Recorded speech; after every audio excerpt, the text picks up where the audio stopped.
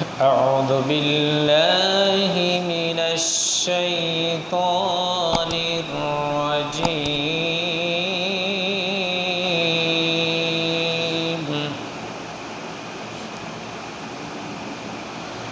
بسم الله الرحمن الرحيم.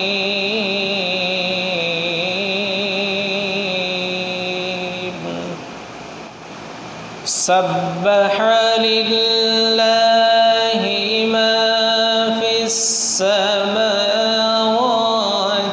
وما في الأرض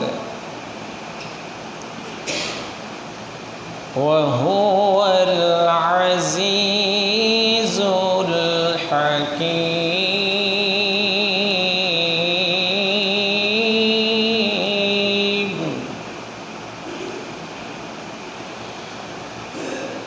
يا أيها الذين آمنوا لم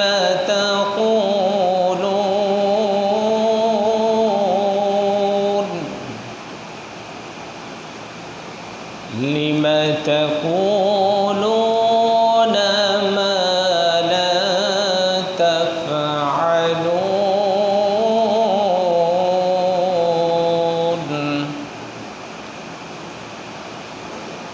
كبر مقتا عند الله أن تقولوا ما لا تفعلون.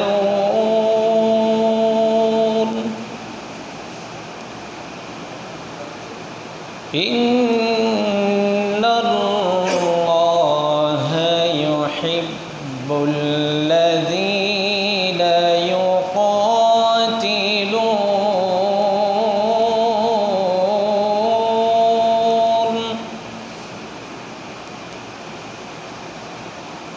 الذين يقاتلون في سبيله صفا كأنهم بنيان مرصوص.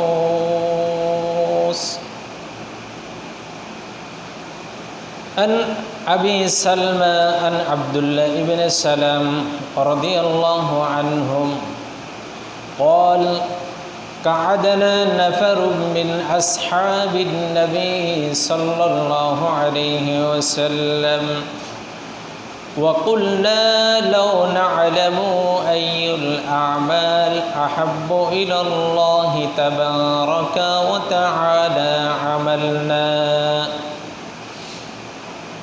صدق الله مولانا العظيم وصدق رسوله النبي الكريم ونحن على ذلك من الشاهدين والشاكرين.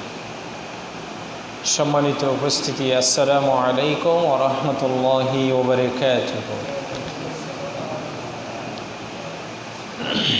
মহান আল্লাহ সুবহানাহু ওয়া তাআলার দরবারে শুকরিয়া যে আল্লাহ রাব্বুল আলামিন আমাদেরকে জুমার নামাজের জন্য মসজিদে আসার তৌফিক দিলেন। সেজন্য সকলে বলি আলহামদুলিল্লাহ। দরুদ ও সালাম রাহমাতাল লিল আলামিন বিশ্বনবী মুহাম্মদুর রাসূলুল্লাহ সাল্লাল্লাহু আলাইহি ওয়াসাল্লামের উপর। সম্মানিত হাজিরিন, আমি আপনাদের সামনে সূরা আস-সফের প্রথম 4 আয়াত আলোচনা তেলাওয়াত করেছি এবং রাসূলুল্লাহ সাল্লাল্লাহু আলাইহি ওয়াসাল্লামের মুসনাদে আহমদ, ইবনে হিব্বান, সহিহুত তারগিব এই হাদিসের ভিতর থেকে ওই কিতাবগুলোর ভিতর থেকে একটি হাদিস আপনাদের সামনে তেলাওয়াত করেছি। আস-সফ, সূরা আস-সফের আলোচনার ওখান থেকে আমরা কিছু কথা শুনব।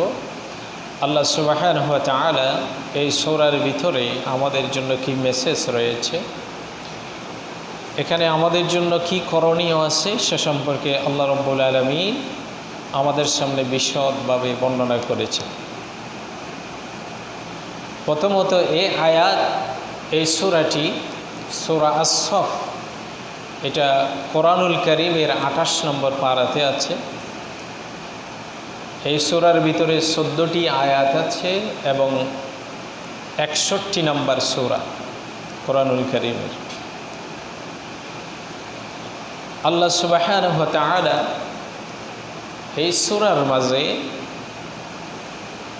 মুমিনদের জন্য 8টি কথা মুমিনদের সামনে বর্ণনা করেছে, আল্লাহ সুবহানাহু ওয়া তাআলার নিজের পরিচয় সহ। তার আগে আমরা এই সূরাটি কখন নাজিল হয়েছে আমরা রাসূলুল্লাহ সাল্লাল্লাহু আলাইহি ওয়াসাল্লামের একটি হাদিসে